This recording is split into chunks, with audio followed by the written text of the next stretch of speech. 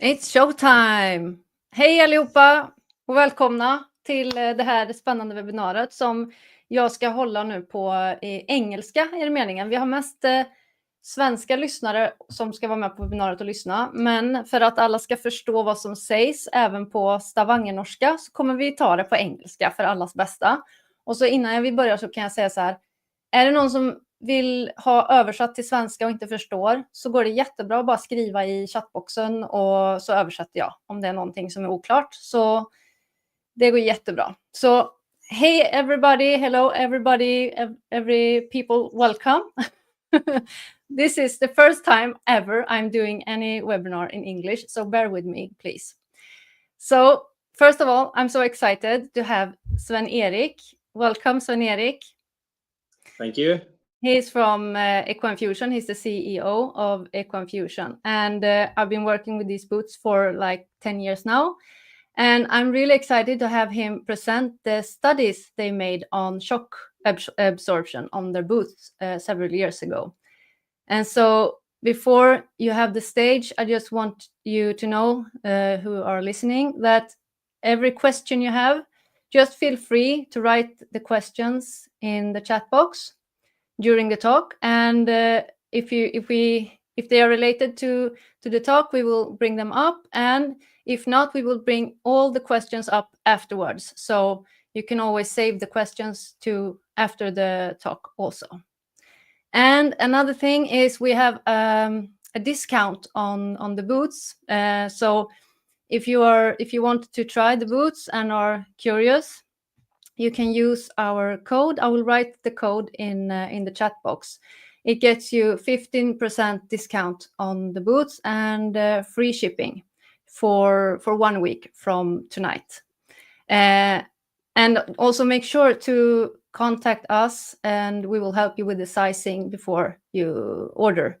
So that's why we have this promo code for 1 week. So if you're curious about ordering, just send me an email afterwards and have your questions about sizing and I will help you out. And so look in the chat box and I will write the code there. So, and that's for you, I think that's for you who are listening to this webinar on the registered link. I think everybody can see that. And so, and hello, Therese Strömbergsson, I'm happy to have you. She's a fan, I know her. So, yes, Sven Erik, I will just let you have the stage and please present yourself and then just do this presentation. Yes, thank you very much. Yeah, hello everyone. I'm Sven Erik. I'm sorry, my Norwegian and Swedish isn't good enough for everyone to understand, so I think it would be best if we do this in English. Luckily, I have Anna here who can translate if something is not clear enough. Yes, like I said, my name is Sven Erik and I'm the CEO of Equine Fusion, and I've been that for about 13 years now. My background from before this was from the oil and gas industry and developing products for the oil and gas industry. And then when this opportunity came along, I had to just jump on it because I got to do something that actually makes a difference. And it's been really fun doing something completely new, and I'm loving every day. So yeah, that's a little bit about me. Anna, should we take up the presentation and I can do a little bit more about the company and yeah. Okay, let's see. Yes. So first, a little bit about the brand story, because Equine Fusion was kind of the first company that made an elastic hoof boots. We adapted shoes to different surfaces, individual needs, and differing performance criteria. So when everyone else made something that was hard, we made something that was soft. And then when everyone else wasn't listening to the horse, we wanted kind of to be the horse's best friend. So we say that the happy performing horses isn't just an experience, it's a promise. We started the work in 2005 because of one of the founders' horses experienced problems with hard surfaces and inflammation in both hind legs. So, after countless trials of therapy, massage, chiropractors, and medicines, we were inspired by the advanced development in different forms of running footwear for human beings. So basically, there's where the jogging shoe come in. We thought it has to do. We have to do something like that for the horses, and it couldn't be that hard. The strain on the horse's anatomy and skeleton is immense while participating in various forms of competition, racing, training, and different type of terrains. So when designing the running shoe, or what we call the jogging shoe, was kind of our solution to the problem. So against all counter arguments, today we have a range of hoof boots of good quality, and because of countless hours of design, analysis, and field testing, we have done. Oh, sorry, something went black here. Okay, we're back again. So then, I'm sorry, I'm having some technical difficulties. I'm only seeing a blank screen. Are you seeing anything? Yeah, we can see. I can see everything. Vision and values. Yeah. Brand story. Okay, I'm not seeing anything. What happened? I don't know. It's been a new tradition having. Okay, now I can see everything. I don't know why the screen's shut off, but now we're back again. So, the happy performing horses is kind of.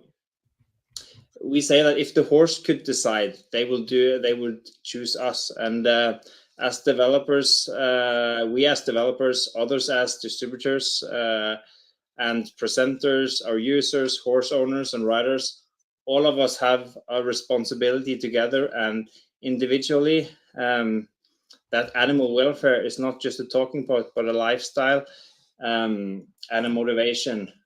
So, like I said, when others made hard shoes, we made them soft. And then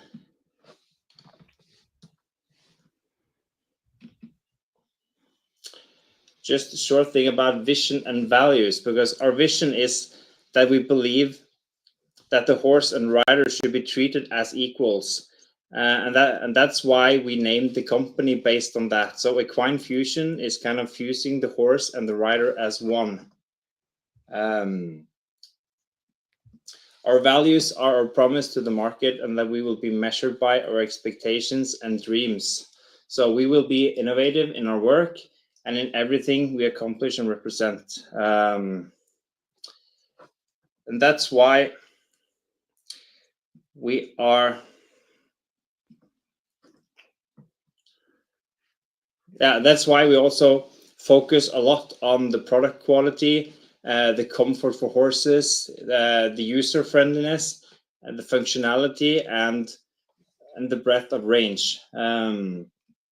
Just some quick facts about the company. Today we are 7 employees here in Stavanger. We are owned by the employees, so everyone that works here has a stake in the company. We distribute worldwide, and we have a range of 5 models at the moment. And then accessories like pads, stud kit, glue, and a shoe bag. Like I said, the main office is in Stavanger, in Norway. That's up here. We have our main storage, and we ship out everything from Gothenburg in Sweden, all over the world. We operate with 2 factories. We have 1 factory in Czech Republic, and then we have a factory in Vietnam that produces the complete model range. We also have other sub-suppliers, but that's kind of the main factories. Our main market is in EU at the moment. We are growing in the world, but it's always the EU market that is driving at the moment. But we are looking for expansion outside EU, and that's kind of the focus that we have together with just giving the best possible service and follow up to the markets that we are already in. A product range, you can go into our webpage and look at the products. We have, you probably know most of them already, so I'm not going to spend too much time on them at the moment, because I guess this webinar will be more around the research, what we have done, why we did what we did, and the thoughts around the development of the shoe. So this is a little bit of a teaser, maybe, because we did some scientific testing in Sweden together with Professor Lars Roepstorff. And we have also done some in-house testing that I will show a little bit later. And when we develop something, our goal is always to enhance the welfare, soundness, and performance of the horses. And from the testing we have done, we can say that we know that a flexible and elastic jogging shoe is better for the horse than a hoof shoe or boot made of rigid material like plastic and so on. And then, because of this, we have spent a lot of resources to understand and develop the strong and elastic rubber sole, which enables the natural hoof mechanism and reduces stress on the joints during impact of the ground. So kind of the important thing here, or the technology behind everything, is the sole. So the elastic sole, how we built it, and the research behind it, that's kind of the key to everything. I'll get into the results on the right side a lot more in detail later on, so I'm just gonna let them stay there, and yeah, I'll come back to it. So a little bit about the background and the challenge. There is a quote from Professor Renate Weller on the Royal Veterinary College saying that lameness is the most common cause of loss of use in the horse, and in 80% of the cases, lameness is localized in the foot. And that's due to too much strain on the foot. And then a little bit about the background of what the research say. The horse has developed several shock absorbing mechanisms, including joint rotation, hoof deformation, and a digital cushion and foot surface interaction. All of the shock absorbing mechanisms are influenced by farrier intervention, including trimming and the shape, material, and application of the shoe. The risk of injury on the surface is to a large extent determined by how it's used. And that means that the riding intensity, speed, duration, and frequency, as well as the type of work you do on the surface, are important as the properties. So that means that if you can control and minimize the loads on the horse, that will keep away the injuries, and it will make it a lot less. If you take away load, you will get lot less injuries and also a better welfare for the horse. And that means speed, type of shoe, surface, height, amount of work, application, and variation in training. All of that is linked to the loads of the horse. So you can kind of take down the speed and you can reduce the load, and then you can use a different type of shoe, surface, anything of that. Oops. And then here you see there's done a lot of research on equestrian surfaces, kind of with impact firmness, cushioning, responsiveness, grip, and uniformity. They have these big investments, and the show jumping arena in London was built on poles just to make sure that you got the right dampening and the right effect of the material. So you had control over the load and how much impact the landing phase of the foot had. They used the same machine to test that area as we did to test the shoes, because it's so important that you get the correct firmness, but you also get the right amount of dampening. And in a way, you can say that we do the same thing, but we just put it underneath the hoof instead of in the arena. So a little bit about what we believe in.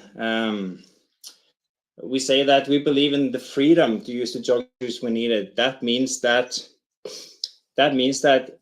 you don't need to use it all the times, but you have the freedom to take it on and off and use it whenever the horse needs it. There is a freedom to select the correct jogging shoe. It means that we have different shoes for different applications. So you can choose what's best for your horse at any time. Connect with your horse from the ground up by enabling the horse to feel the ground. Basically, because the sole is flexible and forms to the ground, it will also form to the hoof, and the horse can feel the ground a lot better than they can with a rigid shoe. And then that the shoe is allowing the hoof to work as natural intended, but not appending the biomechanical functioning. That means that the hoof can move as it will in nature, but just inside the shoe because of the flexibility. Allow the hoof to sink into and adapt to the sole of the jogging shoe. So because of the softness and the flexibility, the hoof will sink into and adapt. So no matter if you're on asphalt or you're in gravel, you will still sink into the sole, and it will adapt.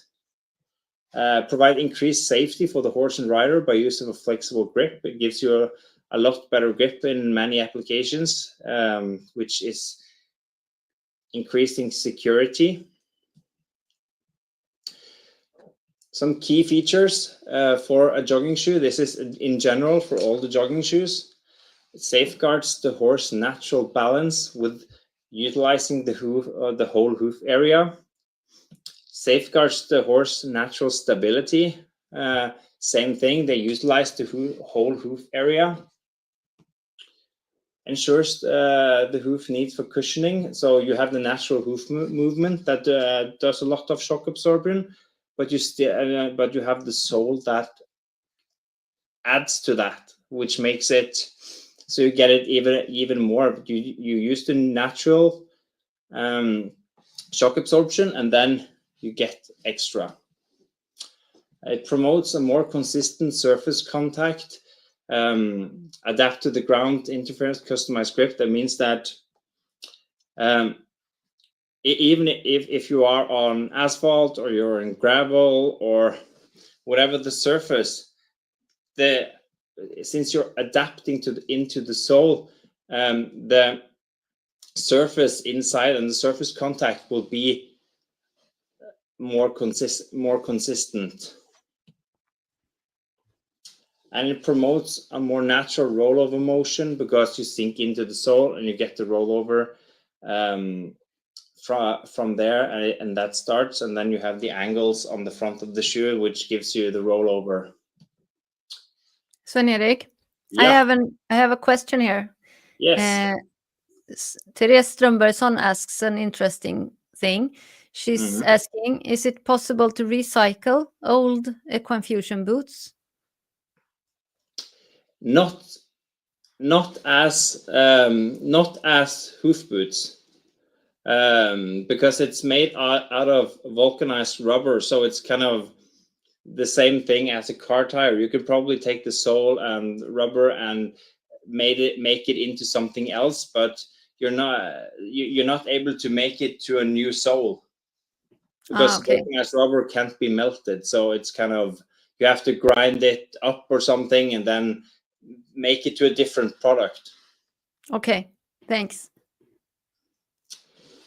A little bit of the key features and functions though.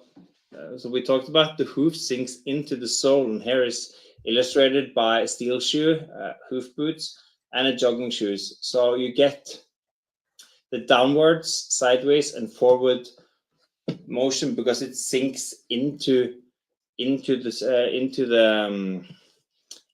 shoe and into the sole. Like you can see here, the whole area is, you utilize a larger area under the hoof, and the force is distributed over a larger area, which means lower pressure and maximum loads on the whole hoof.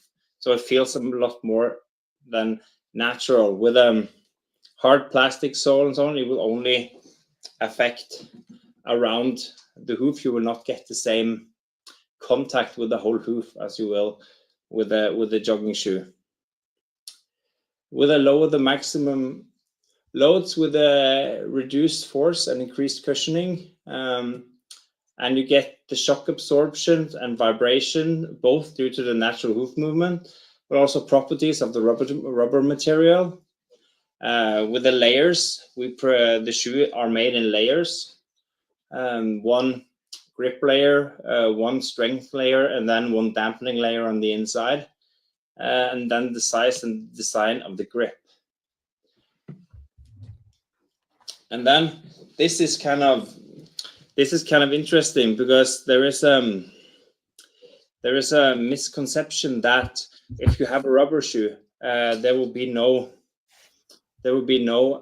skid or sliding motion on the shoe, because it's too much grip. And some of it are connected to a study made, I can't remember but there was someone nailed rubber shoe to a horse and made a study of it, and the results for the rubber shoe was really bad. And that has kind of been a thing, that if you put rubber under the hoof, it's not good for the horse. But there's a huge difference between nailing rubber to the horse compared to having a rubber sole that's flexible underneath. Because if you're nailing something to the hoof, you will not get this.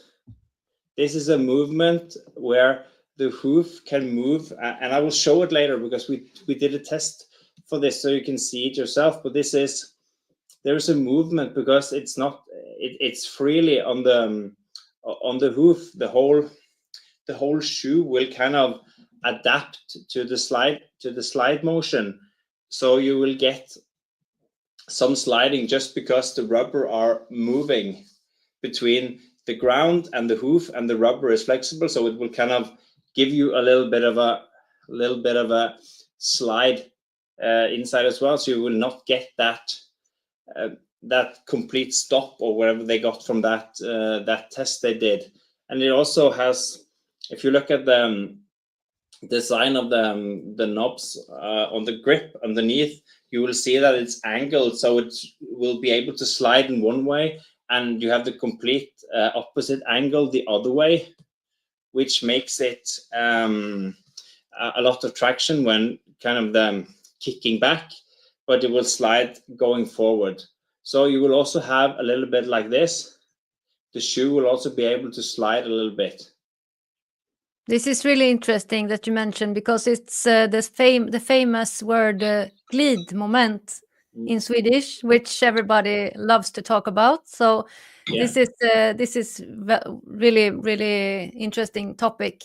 And we have a question too from Madeleine, who says she assumes this study that you were talking about, where they nailed rubber shoes and made a study.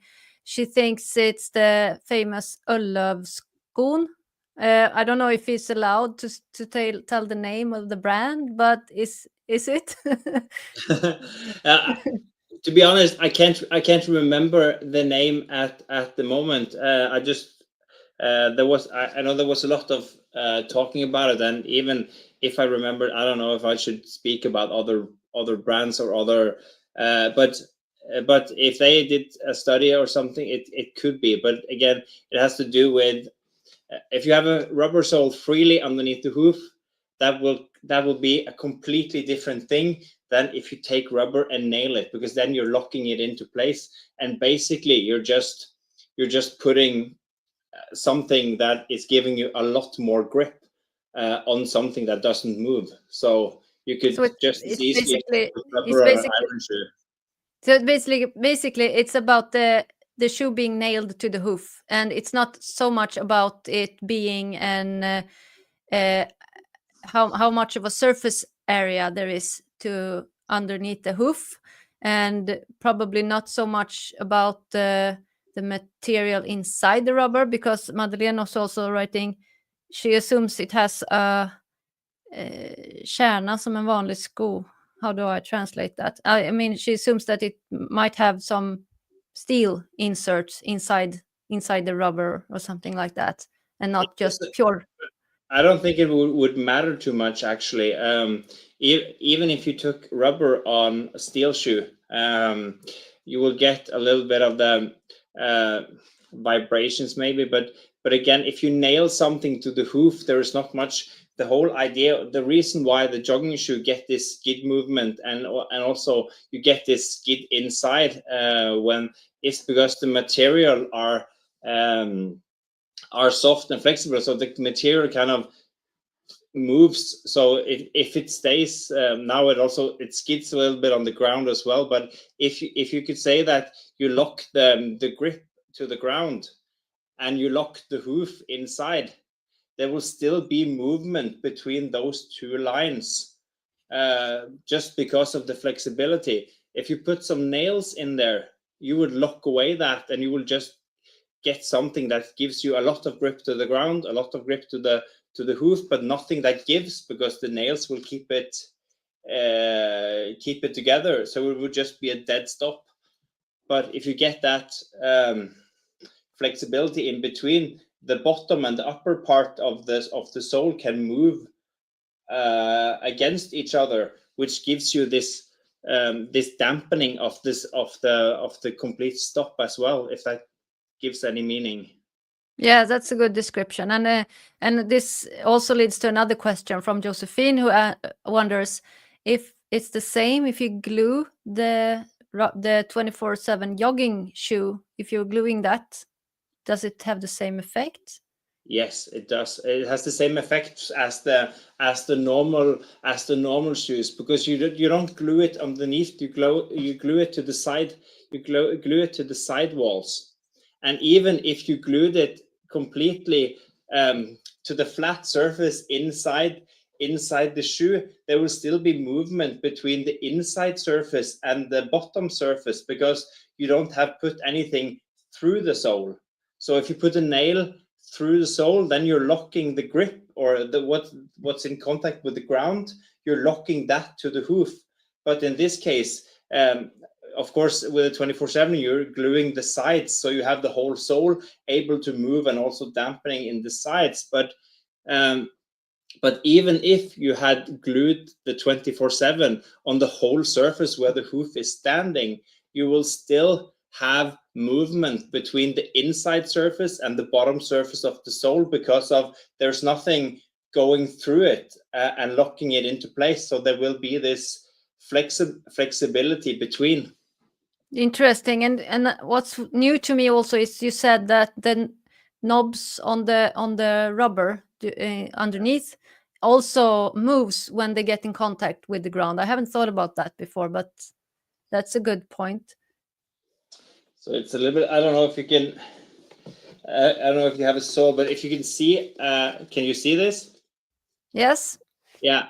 You see there is an angle here on all these studs. There is an angle that goes a little bit like this, but the other way it goes like this. So basically when you come, you're able to slide this way, but when you're going the other way, you will get the negative angle, which gives you a lot more grip in the kickback. Yeah.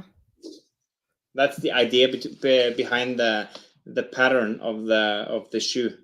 Interesting.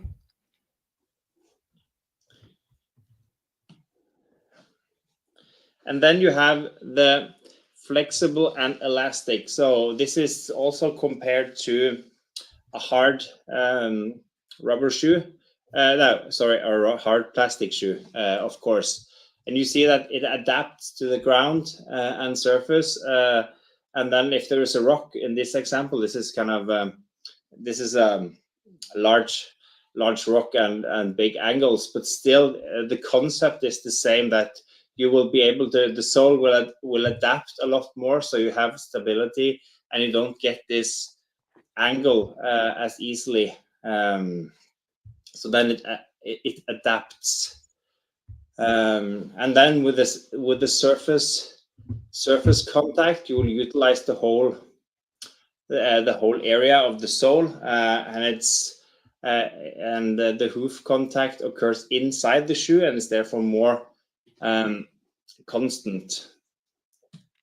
And then we have what we operate on, and what we talk about is kind of what we have called the 5 degrees of freedom, and that has to do with the movements of the horse. And then first of all, you have the downwards, the need for dampening, sink into the contact surface and use the entire hoof area.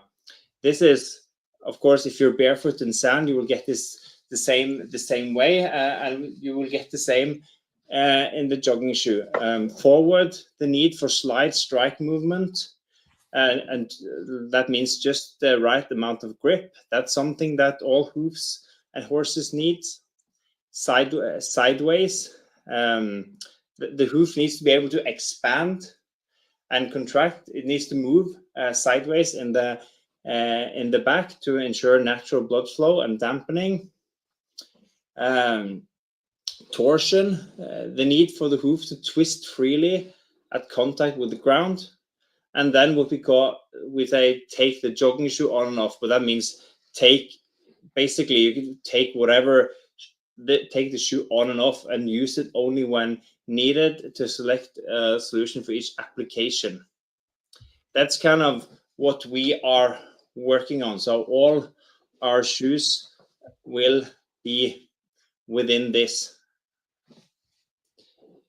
Then I want to move a little bit over to what we have done for testing, and I want to start with the in-house testing that we have done, because we started off with how does the jogging shoe actually work and how can we show it and the difference. So to illustrate this, we got cadaver hoof or a leg, and we used a pressure machine to simulate the pressure, and then we compared the jogging shoe to a plastic shoe, a hard plastic shoe, to see the difference and see if we can get some good pictures of what's really happening.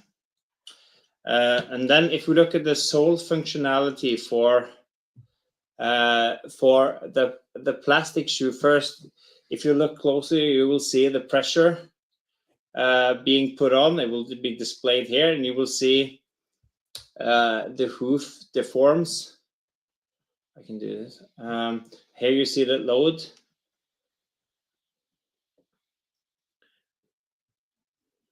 And 1,800 kilos is kind of the load on one leg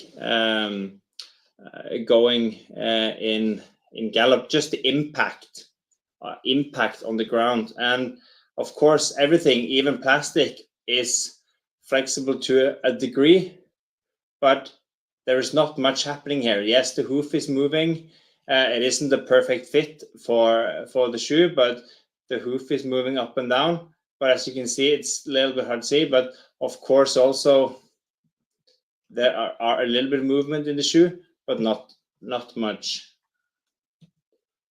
And then just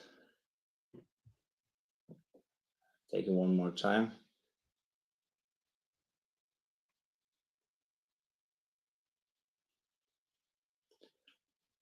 And then if we look to our shoe instead, it's here. And this is the all-terrain sole, the same sole as all the other boots, Equine Fusion boots. That's correct. You will see a small crack appearing here in the sole, but that's just from the cutting, because we needed to take off the heel to get a good view on what's happening. So just doesn't have anything to do for the sole. As you see, we put pressure on the top of the leg, and you can actually see a small skid motion happening as well. As you can see, the sole forms and becomes almost flat. And as you saw, there was a lot less weight here as well on this. It's about this particular is 400. It's only 400 kilos. The other one was 1800. And even with this a low amount, there is a lot happening with the sole. And you can see, if you look at the upper left part, you can actually see some of the skid motion happening. And now the under part of the sole is locked to the ground, so it doesn't disappear. And you can see the sole itself moving between the inner part and the upper part of the sole and the lower part of the sole. So if you look at the picture on the upper left side, you can see it's moving forward. You mean it's moving? The hoof is moving inside the shoe, right? No, yeah, it's moving between the inside. The hoof sinks into the sole and moves together with the sole, but this under part of the sole stays at the same place. Yeah. So the shoe is not moving, but the hoof and sole is moving. So the hoof is sinking into, and the inside of the shoe is moving compared to the rubber studs on the plate. So if you look at this this nail here, that's kind of illustrates it, and you see that will go, as you see here, it goes down and forward. Yes, it's a really interesting clips. One Signe is wondering is, do you show these video clips on your web page or YouTube, or is it? No, we actually had to take it down because people couldn't stand the messiness of it all. So yeah, we can look into it, but if there's something that maybe Anna, we can make some shared place or something if you want to have them, but yes, that would be lovely. And a big disclaimer for all people who are not hoof nerds already, because I think in this room it's all hoof nerds, and we're used to seeing messy things like this. But this is just to show this is a lot less weight, but you still see both the skid, and you see how the sole adapts compared to the plastic sole with only less than half the weight, maybe 1/4 of the weight, and it still has the same effect. And then I'm really happy for all your questions, and keep posting, and I will just bring them up if it's if we have the time, and if not, I will save them for the end, and we will bring them back in the end. So don't worry.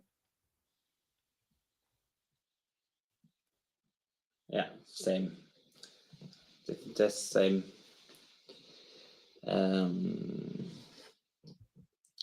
And then I'll see. I had one more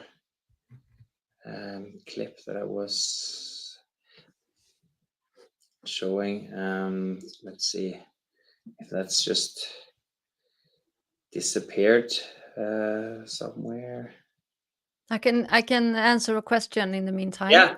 We have a question from someone, says Sabina.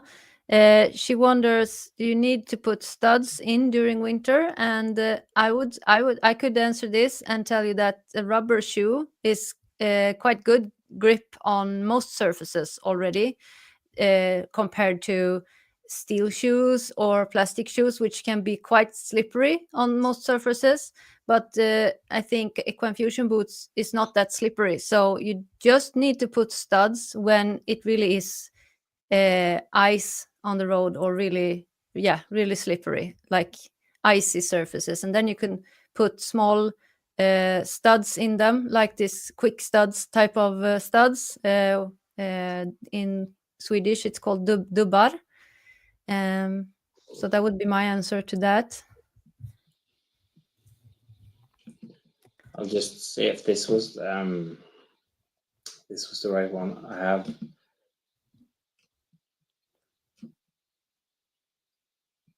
That was the same. I had one with the same amount of force as the other one.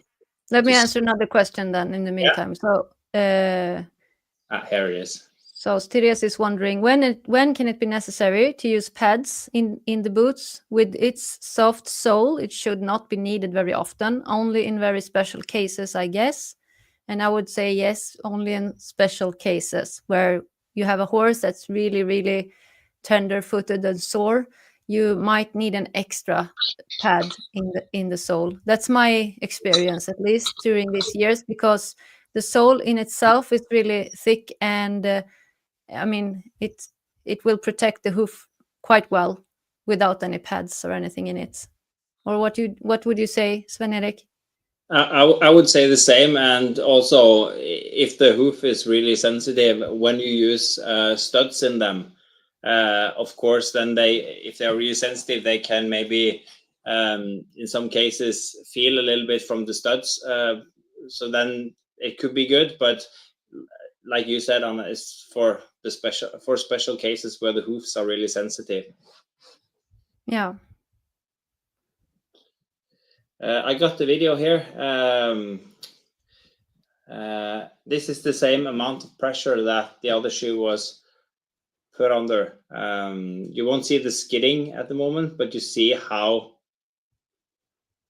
the sole adapts, and then it goes completely back again. So that's there's a big difference in how it goes completely flat and then completely back again. And this is the same amount of force, over 1,800 kilos, as the other test I showed.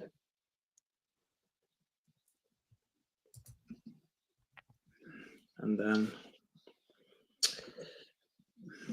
so that was the in-house testing. And now I want to talk a little bit about the testing we did with SLU on the more scientific part. This is how we rigged it up. I'm gonna go a little bit more into details afterwards, but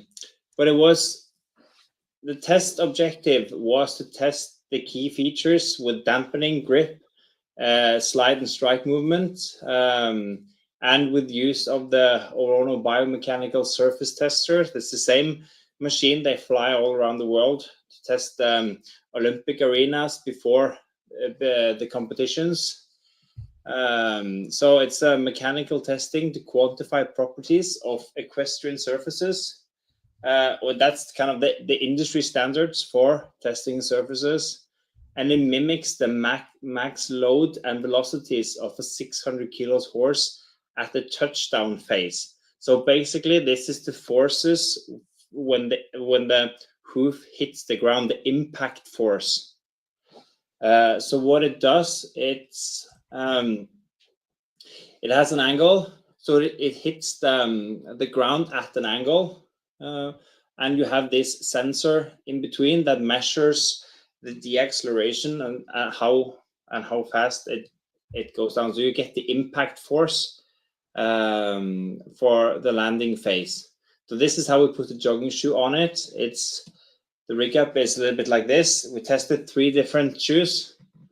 Of course, our shoe and 2 others.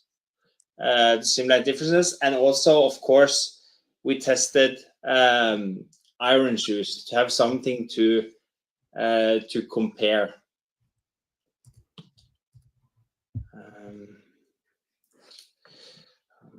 Let's see.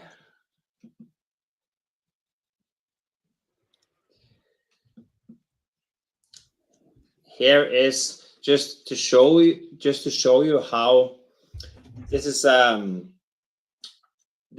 touchdown phase that we tested, and this is just to show how much forces are involved. So as you can see, this is with an iron shoe in the ground, and there's a lot of forces.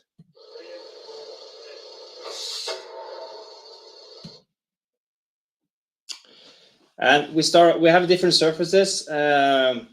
We'll get back to some results afterwards, but I just want to show you a little bit of the difference in the testing. This is on grass, an iron shoe. Now it's more of a slow motion, but it's to show you as you can see, this is how it looks when it lands, and you can see the different surfaces. So what we tested on is grass to see the difference, and then there is hard gravel road, medium gravel road, and then arena surface. As you can see on the gravel road with the iron shoe, you see the forces gives you a pretty hard impact. Of course, this is on a hard gravel road. And then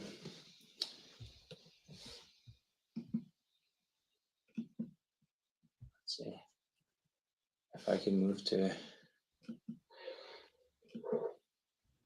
And this is indoor arena.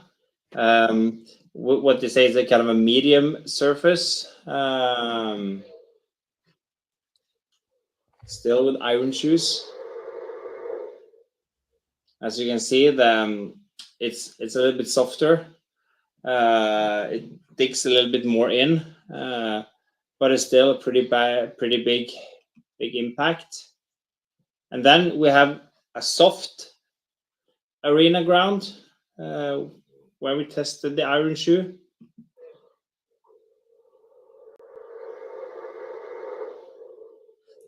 And there you can see pretty clear how the whole ground is moving and taking up forces. This is an indoor arena, which is more developed for this type of purposes, take up forces.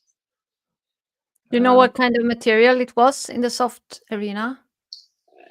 More of a not exactly, but it's kind of a more like, you know, the indoor arena with some fiber, sand. But I don't have the exact right here, the composition of it. Okay. And Signe is also she has a question. She wonders, are the studies or the results from the tests with the machine published somewhere?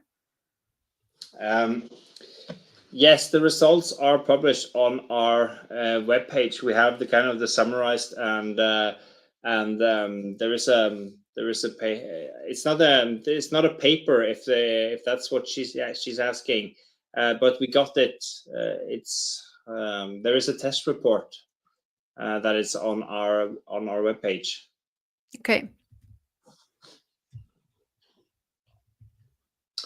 And then this is the all-terrain sole. This is our sole on grass.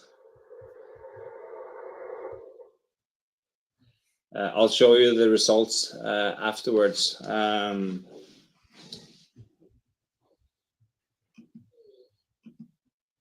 then for the hard gravel road, the all-terrain sole,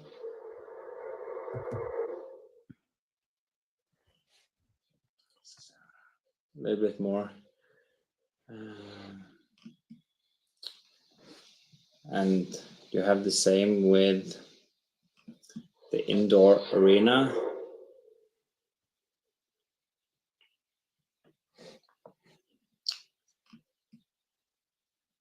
And then you have the soft indoor arena, still with the jogging shoe. I have a question also. Yeah. Could you say that with this machine, it would measure also this lead moment, sliding thing happening? Would it be possible to see or measure it with the machine? Yes, I have a slide of it, but we did we did most of the testing with sorry, we did most of the testing with the dampening, and we're supposed to do the gliding, but we didn't get enough data, and it was a really busy period, so we couldn't do it again. But I'll come to that. But from the tests, at least, there is on what they could say was there isn't any big difference in glide and sliding movement between that kind of surfaces from the different shoes. So the shoes were behaving kind of the same regards to sliding, you mean? Yes. Yes. We can do it when I come to the slide, because there is a wording from so I don't say anything wrong, but in general there isn't a big difference between if you have hard surfaces or something. There isn't any big difference in the gliding between the jogging shoe and an iron shoe. So basically there is gliding going on, but we aren't able to quantify it and kind of quantify the difference, because we haven't tested it. We didn't get enough data for the test from the test. Okay.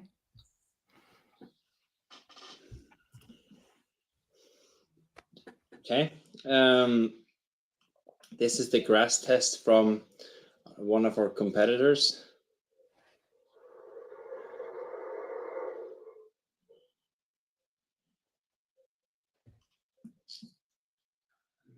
And the same on the hard gravel road.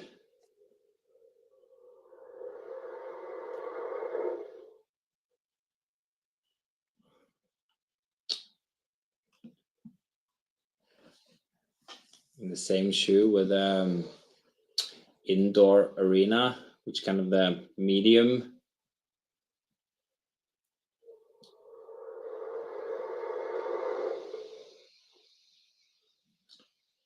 surface, and then with the soft.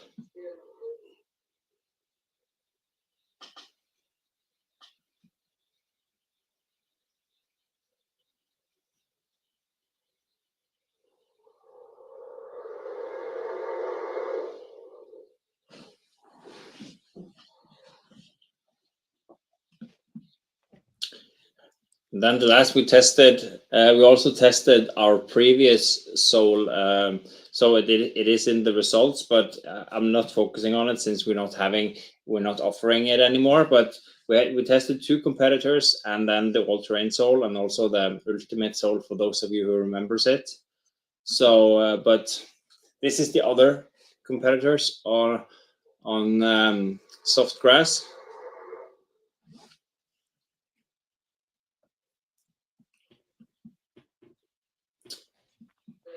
And then the same on hard gravel road.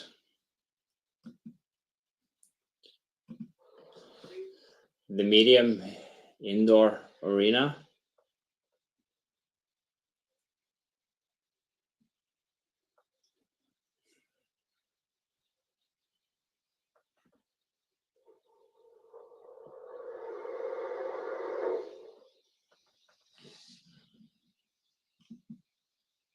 And lastly, on the soft indoor arena, same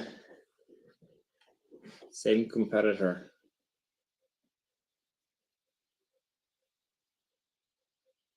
I don't know if you said that before, but this horse leg, the mekaniska hästbenet, is it an invention of Lars, or who made this I invention?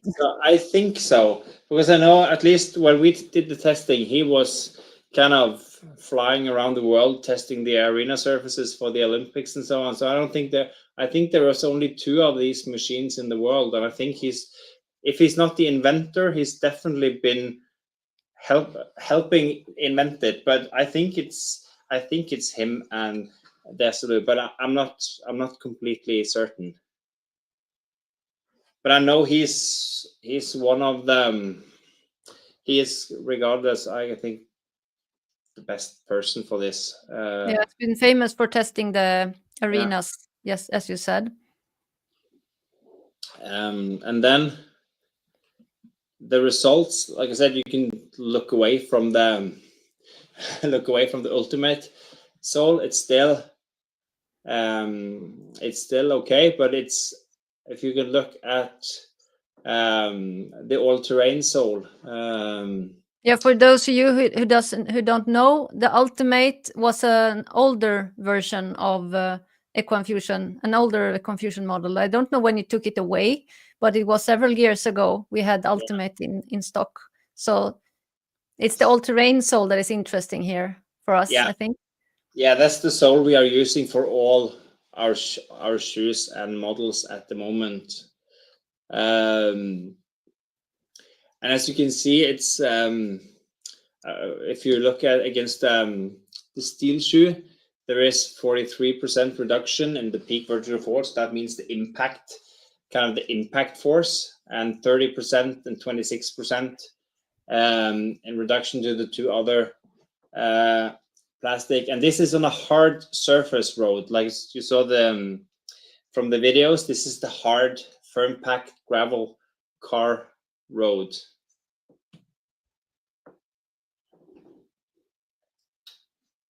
And this is kind of, if you switch it the other way, it's kind of how much more dampening. So it's 75% higher than the steel shoe, and 43% and 35% higher.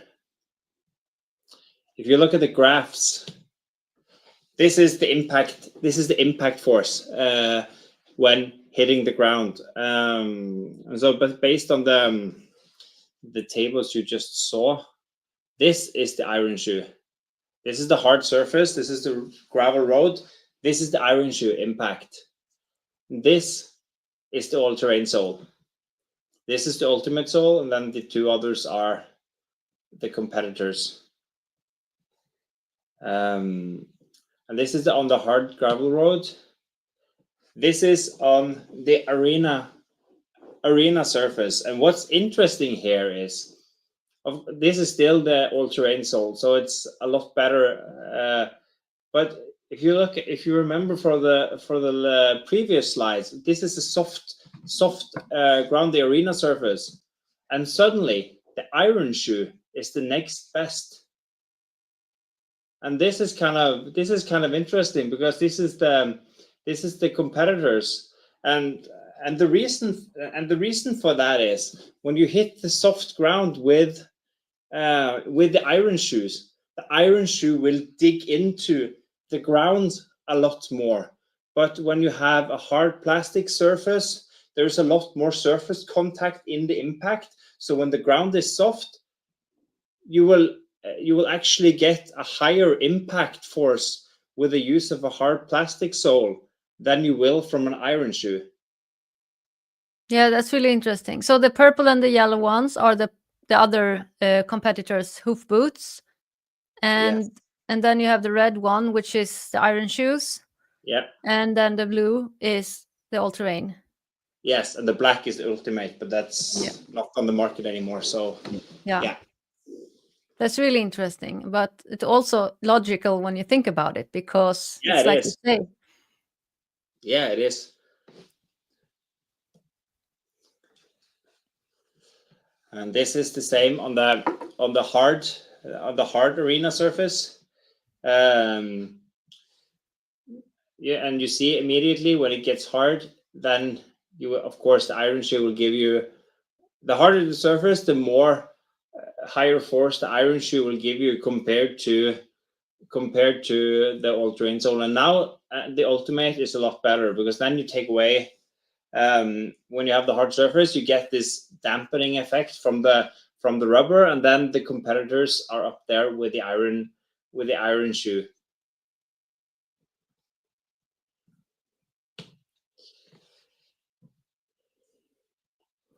And yeah, like we saw here, it's again, there's a hard surface on the road. Iron shoes is worse, and the all-terrain sole is significantly better. And this is also quite interesting, because this has to do with the acceleration, and it has to do with how fast kind of it dampens out, because when you have a high impact force, you get the same kind of impact back again also. So you want it to dampen as fast as possible to zero. And this is, if you put it over time, this is what's happening. And here you see the same. Red is iron shoes, blue is the all-terrain shoe, and then the black is the ultimate sole, but you have the competitors in between here. As you can see from this going, you want it to dampen out as fast as possible, and you see that the all-terrain sole is dampening out faster than the others, and even one of the competitors is even going this high and this high, so it takes a lot more time to dampen out the force hitting the ground, so kind of the vibration or the impact that goes bouncing until. Is it something you could call like a recoil effect or something? Basically, yeah, it's kind of a recoil effect, yes. So the purple ones is some competitors' boots, because it sticks out, stands out a little bit, I think, and the yellow line too. Also, the yellow one is here. It's not so hard. It's not so easy to see, but it's here. So those kind of sticks out a little bit. So yes, with iron shoes, you have a high impact on the first one, but then it dampens out pretty quick. But with some other plastic shoes, you have a high impact, and it takes a lot longer before it dampens out. And on which ground was this? Was it a hard ground or soft ground? Yeah, hard surface like a road. Yeah, it's interesting that the other plastic boots have a worse, they have more recoil effect than the iron shoes, don't they? Yeah, yes, they do. Based on this, yes, they do. I wouldn't have guessed that, but that's interesting. And then this is a little bit the same.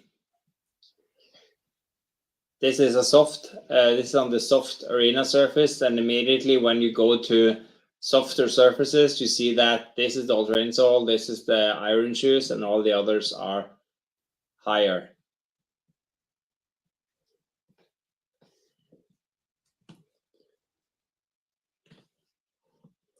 And then when you switch over to hard arena surface, dampen and kind of recoil, you see that the all-terrain is still lowest, but then the iron shoe goes up again gives you the highest impact.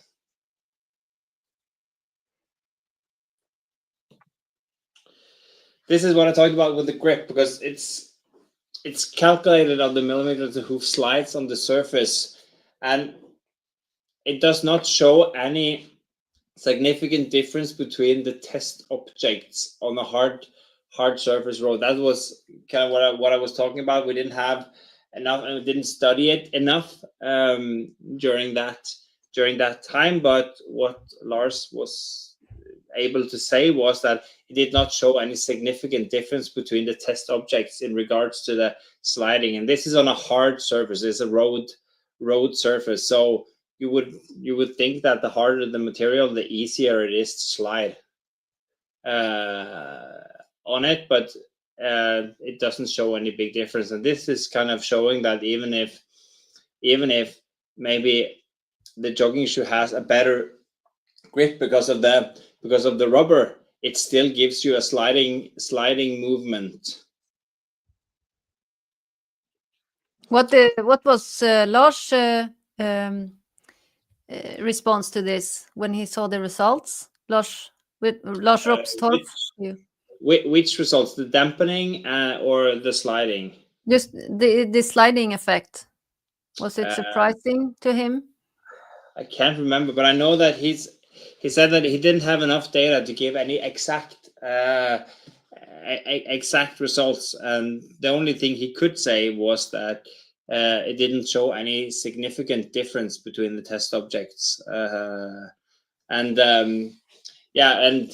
I can't remember if it was something more than that. Okay. So that was a little bit about the test results. Test results we did, the testing we did with SLU. Then a little bit about what we think based on whatever we did. What we did is that the force load, number one, the hoof sinks into and adapts to the sole, and that's why it's better on all surfaces.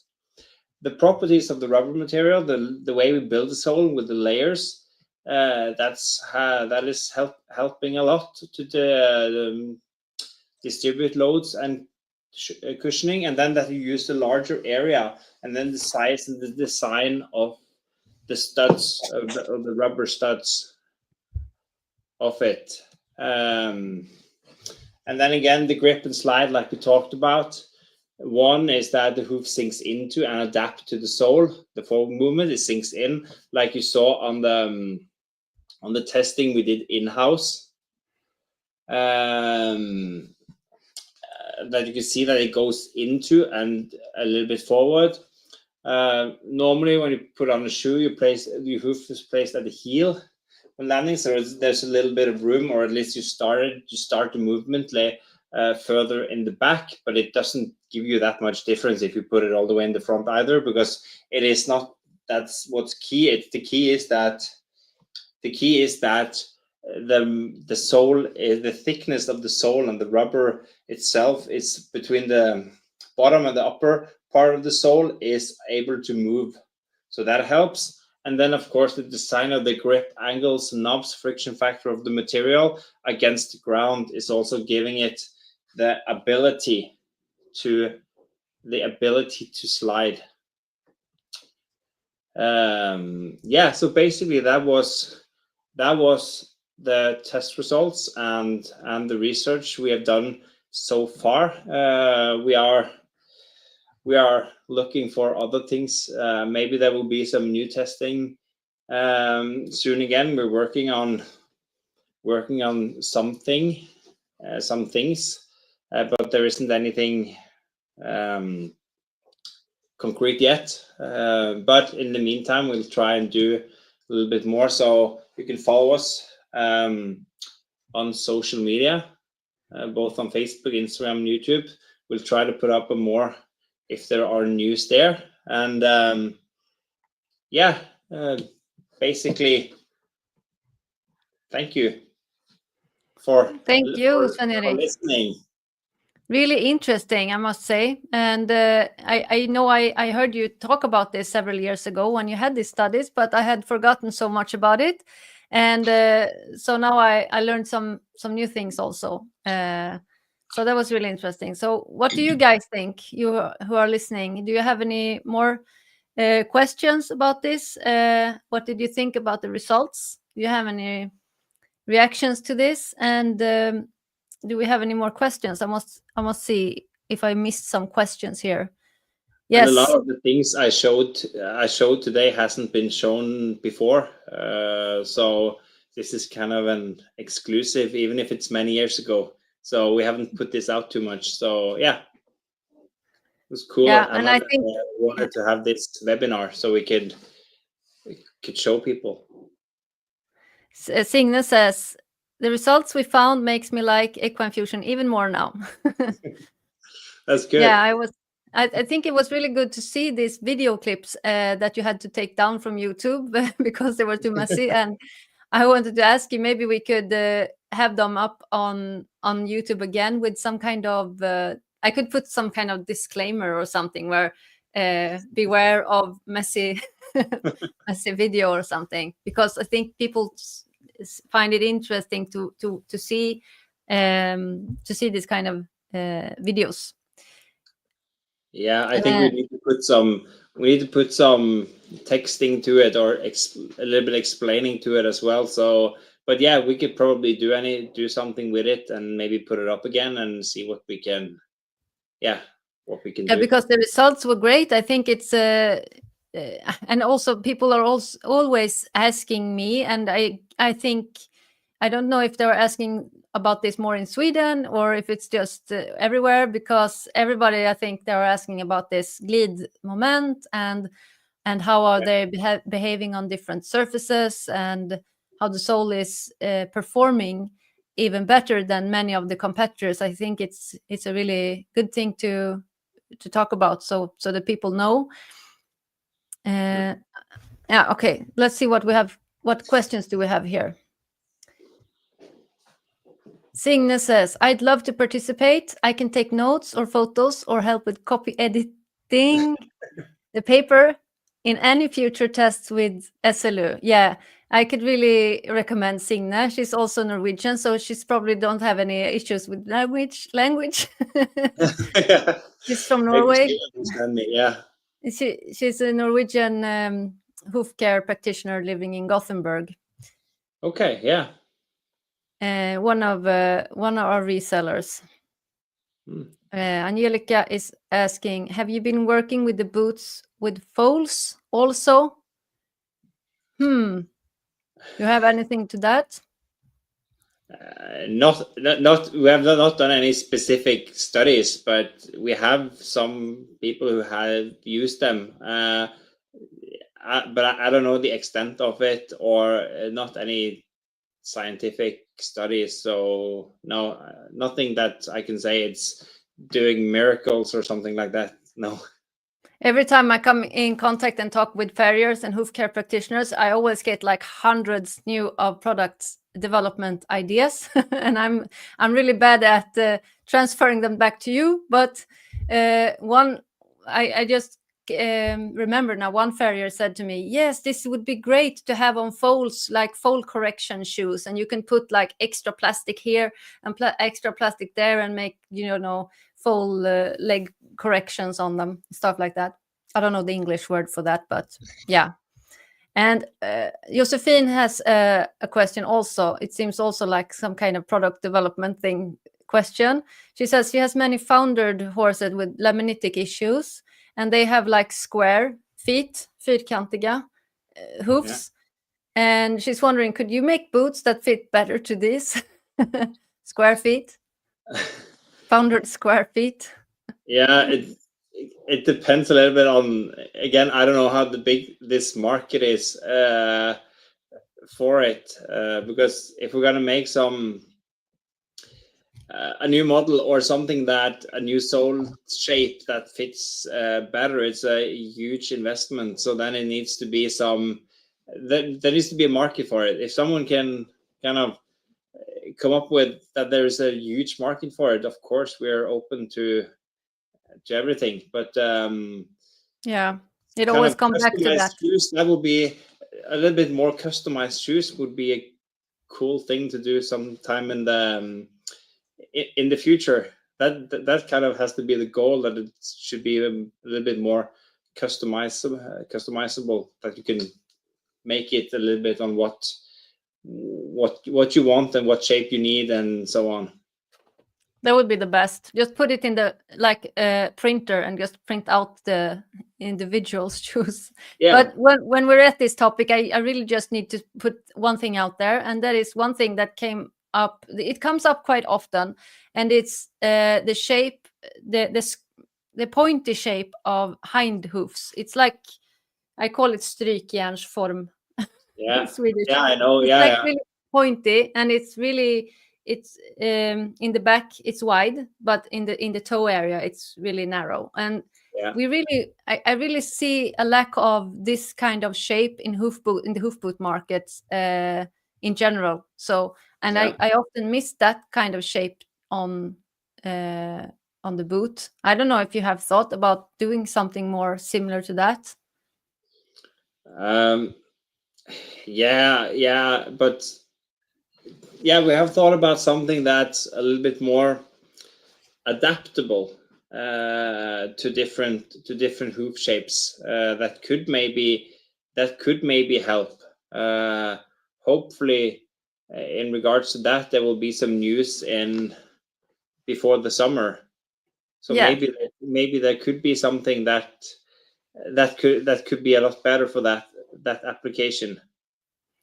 Yeah, I hope so. And also, of course, the questions about studs also comes up here. One was Therese was asking about the thickness of the sole and how long studs can you put. And I can just tell you that on my webpage, you can go to Active Jogging and you can look to the product page and see the thickness of the sole there, because it depends on what size there is. And I hope it's the same numbers now, because I haven't changed them since you told me, Sven Erik, about the thickness of the sole. So no, it's the same. It's the same numbers. So and it's the same sole on trekking, active jogging, and ultra shoe. So it just go look there. And in the smallest sizes, it's 10 millimeters thickness in size 7 to 9. And then 12 millimeters in the medium sizes, and the biggest sizes are 14 millimeters thick. So then you can decide which size of studs you can put to them. Yeah. Of course, people would really love and have on the wish list that they can put like the big studs in the shoes, because normally people up in the north they wish that. So that was one wish from Angelica. No, from Lovisa. It's I can say it's a little bit complicated to make something that fits with the bigger studs and is also giving the flexibility and all the other properties that we put into our shoes. But it's something we've been thinking about for a really long time, and we've tried maybe 12 to 14 different solutions. We haven't landed anything yet, so maybe sometime in the future, but I can't. But I'm happy that you're thinking about it, because it's the same thing every winter. It's the big studs. Which boots can you use with studs? The big studs, and people are like locked into this, especially up middle and the north in Sweden. It's really important. And of course, people are also shouting for bigger draft shoes. You need draft boots for the draft horses, for the big. And it's also, I have asked you before, I think it was several years ago, and you were like asking me, okay, but how big is the market? Do you know how many are there? And it's hard to tell, but I always get the question. But that's the problem. The bigger the size, the bigger the investment to make it as well.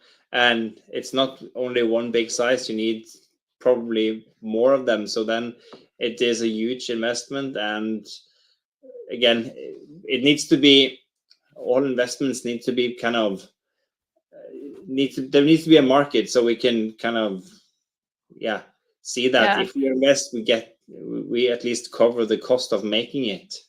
Yeah. You can't just make shoes and just have like economical suicide because to help people. Then I wouldn't sit here anymore. And I also know that the big draft horses, they put a lot of extra strain on the boots, and so probably there's some fine line somewhere where the bigger the boot, I mean, you can't just put how I don't know how much they weigh, but I mean it's a lot of strain on the boots, so it's not easy to tell if they will stay on and if they will not break to be used in sports. Or I mean, I don't know how long lasting it will be on the bigger horses.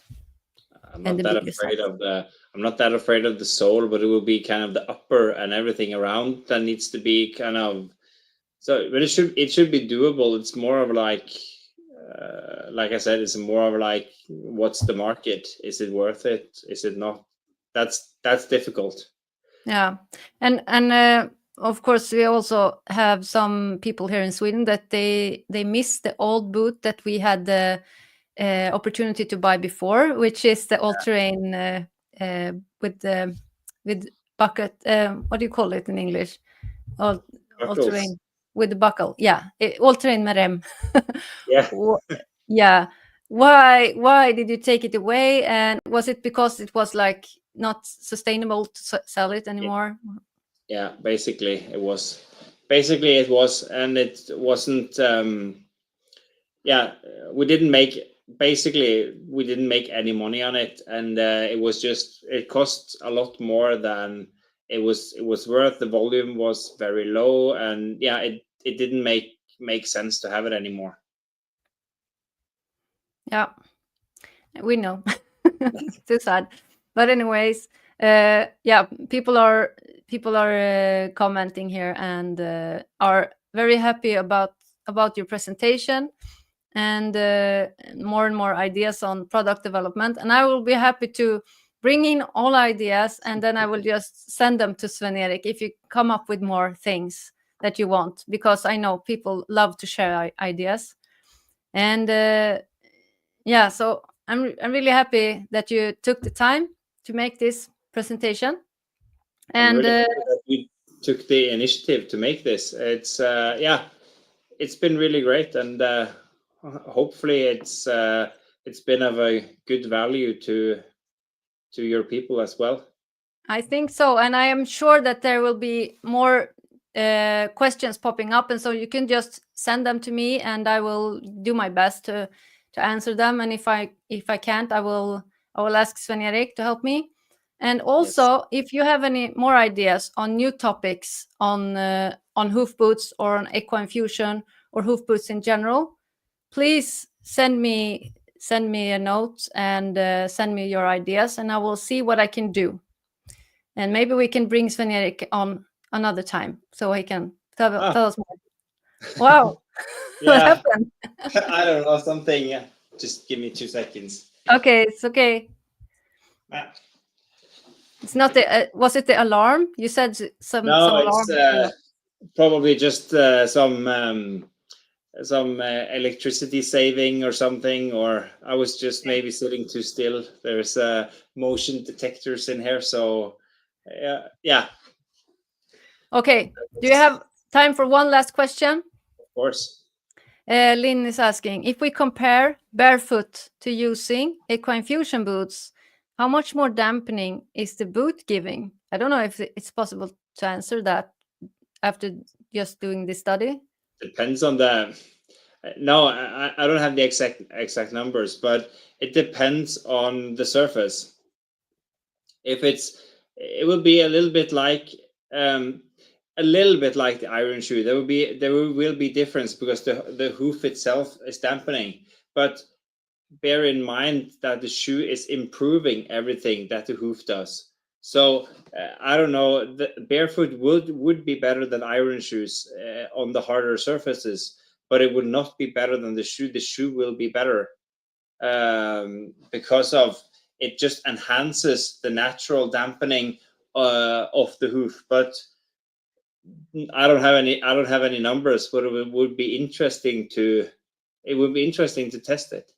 We would really love to see more studies being made, but I know it's also you need resources, time and money to do that. But it's really interesting with more studies being made, more knowledge. Hopefully we can do some more studies sometime during the year. If that's we're working on what's possible and planning for the year. But yes, we would like to see some more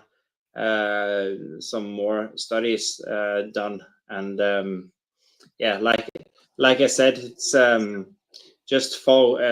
There isn't anything official yet, but there will be something new coming, hopefully before the summer. So yeah, you have been hinting on some exciting news, and I'm really looking forward to seeing more of that.